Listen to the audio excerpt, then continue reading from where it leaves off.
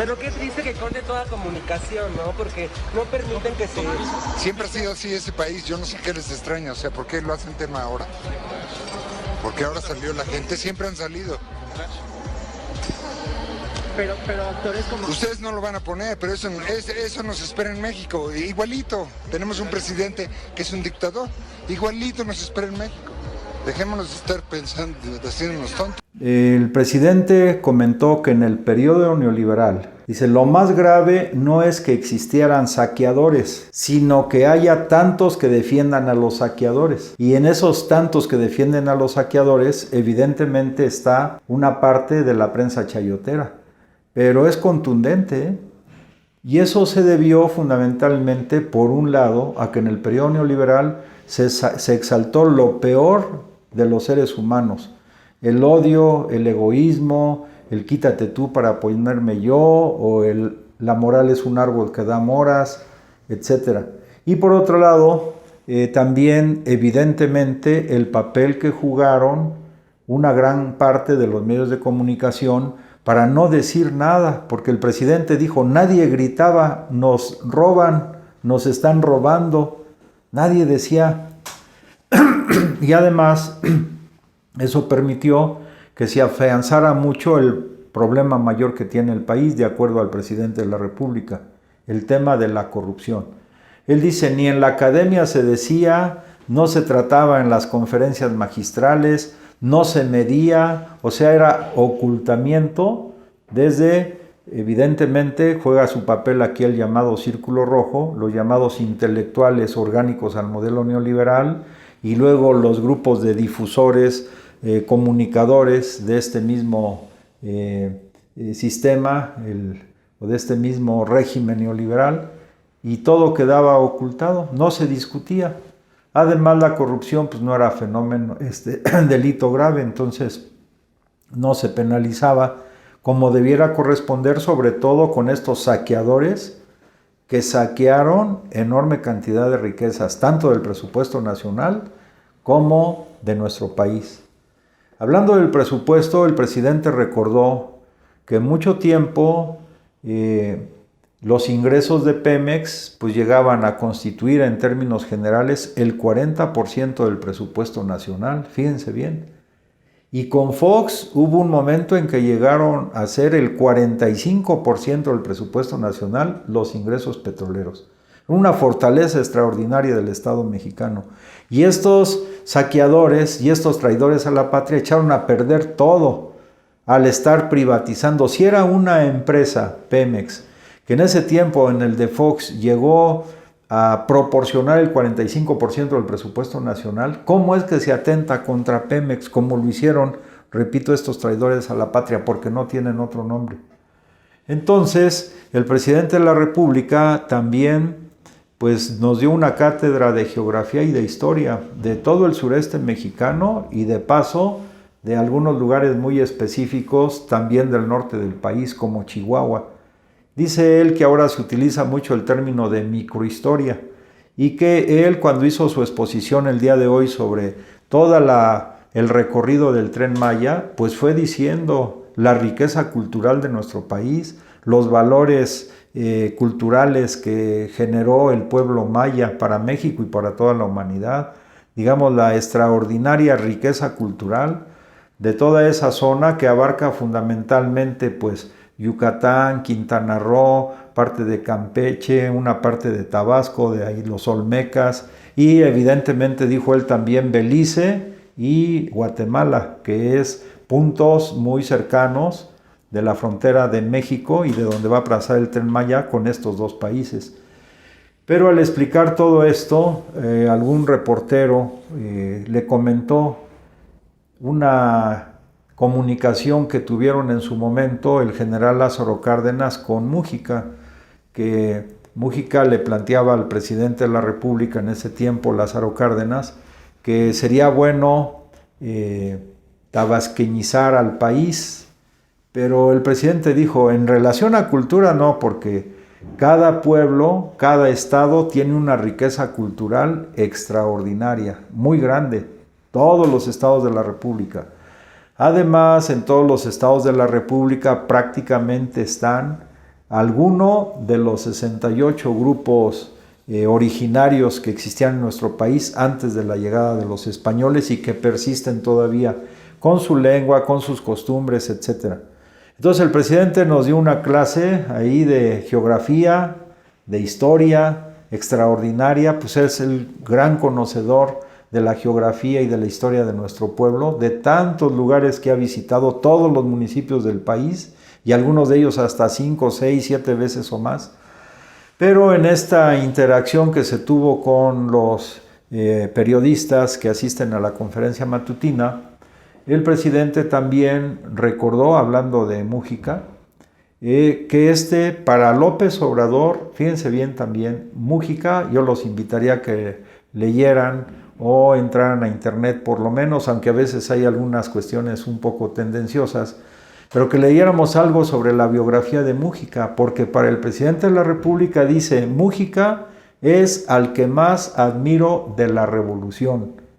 Y si a esto lo ligamos con el hecho de que en otro momento, a principios de año, el presidente de la República mencionó que a juicio de él, la revolución ideológica del periodo de la Revolución Mexicana tuvo lugar en el sureste mexicano, bueno, pues ya vamos viendo una parte importante del pensamiento y de la conformación del pensamiento del presidente de la República.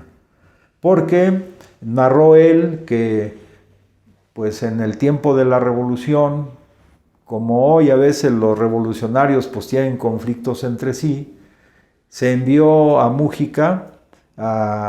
precisamente a Tabasco, cuando era presidente de la República Venustiano Carranza, y Mújica llegó a Tabasco y las arcas pues estaban vacías por un lado, y por otro lado había una gran cantidad de injusticias. Entonces, como había una de las vertientes de la Revolución Mexicana fue la lucha antifeudal, y los aspectos centrales de las aspiraciones de los campesinos quedaron plasmados en el artículo 27 constitucional, entonces el general Mújica pues repartió tierras, y una parte de ellas en Jonuta pertenecía a una familia muy adinerada, y sin embargo el general Mújica, gobernador en ese momento de Tabasco y apegándose a la Constitución, entregó tierras a los grupos originarios de ese lugar, a los campesinos. Entonces esta familia adinerada, que se vio afectada por esta aplicación de la Constitución, vino a ver a Carranza, y Carranza le dio la indicación a Mújica, gobernador de Tabasco, pues que regresara a esas tierras, que arreglara ese problema. Y el general Mújica le envía una carta muy conmovedora, muy importante, llena de valores éticos, morales y espirituales profundos. Y en la carta termina diciendo lo que generalmente dice el presidente de la República. Por eso se ve, como él dice, que al que más admira de la revolución es a Mújica. Mújica termina expresándole al presidente de la República que él no podría hacer eso porque por la convicción de Mújica, pues él está aplicando la Constitución. Entonces él no puede acatar la orden del presidente Carranza, y que en dado caso pues presentaría su renuncia. Fíjense qué valor tan extraordinario. Y termina su carta diciendo él, después de que menciona que prefiere pues renunciar, termina él diciendo que no puede hacer eso porque mi honestidad es lo que estimo más importante en mi vida. Fíjense nada más, es un gobernador que llega con arcas vacías, cuando sale las arcas ya no están vacías, y que además no acata una orden presidencial, pero explica sus razones, que esencialmente son de orden moral, ético, de convicción revolucionaria, y termina diciendo eso a Carranza, porque mi honestidad es lo que estimo más importante en mi vida. Esas palabras las hemos escuchado frecuentemente del presidente de la República. Entonces aquí lo que se trata es elevar a un nuevo rango